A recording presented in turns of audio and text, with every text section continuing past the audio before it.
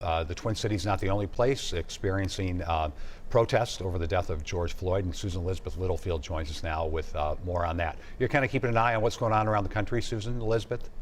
That's right, Frank and Amelia, I can barely keep up. I mean, there are things popping up all over the country, all stemming from the death of George Floyd. Everyone eyes on us, but now there are a lot of other places to look. I want to go through a few of the examples right here. This just popped up right here. This is Salt Lake City. They're saying this is a sight to see. If you look closely, there is a car that is burned here. This is a very active scene, one of the protests that just popped up. Let's go to another one for you. And these are cities of all different sizes. This is Raleigh. So now we're talking North Carolina. Very powerful sign right there saying white silence equals violence. That's going on in Raleigh right now. Let's go to another one for you. Back on the West Coast, Seattle. You can see officers lining the streets there. In typical Seattle form, it is raining. People are actively on the streets protesting as we speak right there, again, in the name of George Floyd. Let's go to another one for you.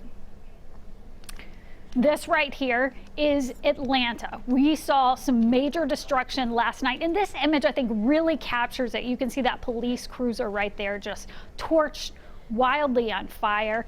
They are going through some major cleanup there today is in Atlanta. Let's go to one more image for you right here. This is another video of what has happened in Atlanta. They're cleaning up today. There are more peaceful protests today. These are some of the images that were captured last night. And then another image I want to show you.